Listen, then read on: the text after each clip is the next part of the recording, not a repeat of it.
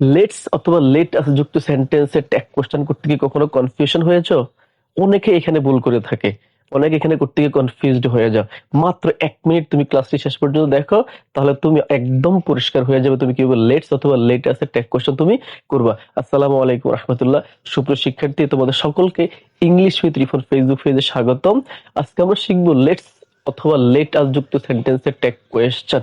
এটা সকলের জন্য খুবই important, specially SSC, HSC, admission এবং চাকরি পরীক্ষার্থীদের জন্য খুবই সুপার ইম্পর্টেন্ট। তুমি ক্লাসটি শেষ পর্যন্ত দেখো, তাহলে তুমি খুব ইজিলি তুমি সলভ করতে পারবে। দেখো, তুমি যদি দেখো মেইন স্টেটমেন্টে, হ্যাঁ, মেইন স্টেটমেন্টে যদি তুমি লেটস অথবা লেট আস পেয়ে যাও, কি পাও? লেটস অথবা লেট আস, যেটাই তুমি পেয়ে যাও, যখন তুমি ট্যাগ করবা, ট্যাগ কোশ্চেন করার সময় তুমি ট্যাগ অংশে সব সময় তুমি শ্যাল উই বসাবা। কি বসাবা? শ্যাল উই বসাবা তুমি, কেমন? কিন্তু তুমি যদি লেটের পরে যদি মি, হিম, হার অথবা দেম পাও, কেমন?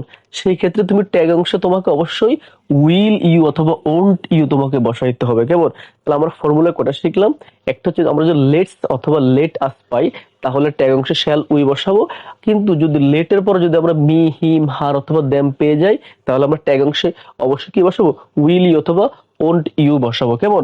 শর্টকাটটা কি? তুমি শর্টকাটে কিভাবে মনে রাখবা?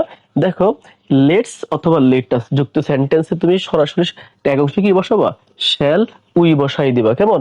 আর যদি ধরো লেটের পরে মি, হিম, হার, দেম এগুলোর কোনো একটা পেয়ে যাও, তাহলে তুমি ট্যাগ অংশে উইল ইউ অথবা ওন্ট ইউ বসাই দিবা, কেমন? দেখো উদাহরণটা লক্ষ্য করি। Let us go to study tour, কেমন? এই যেখানে আমাদের লেট আস পেয়ে গেছি আমরা শিখছি এখানে লেটস অথবা লেট আস পাইলে আমরা শ্যাল উই বসাবো।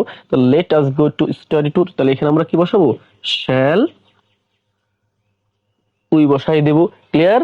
এরপর হচ্ছে ধরো লেটের পর যদি তুমি যে মি, হিম, হার অথবা দেম কোনো একটা পেয়ে যাও, তাহলে উইল ইউ। তো দেখো, এই হচ্ছে লেট, তারপর হচ্ছে মি, তাহলে এখানে আমাদের ট্যাগ অংশ আমরা উইল ইউ অথবা ওন্ট ইউ তুমি চাইলে বসাইতে পারো, কেমন? তাহলে তুমি দুইটা জিনিস মাথায় রাখবে। একটা হচ্ছে লেটস অথবা লেট আস যদি তুমি সেন্টেন্সের মধ্যে পেয়ে যাও, তাহলে তুমি ট্যাগ অংশে কি বসাবা? Shall we বসাবা। আর যদি লেটস অথবা লেট আস না পাও, লেটের পর অন্য কোনো অবজেক্ট পেয়ে যাও, তাহলে তুমি সরাসরি ট্যাগ অংশে উইল ইউ অথবা ওন্ট ইউ বসাবা, কেমন? তাহলে তোমার অ্যান্সারটা সঠিক হয়ে যাবে, কেমন? তো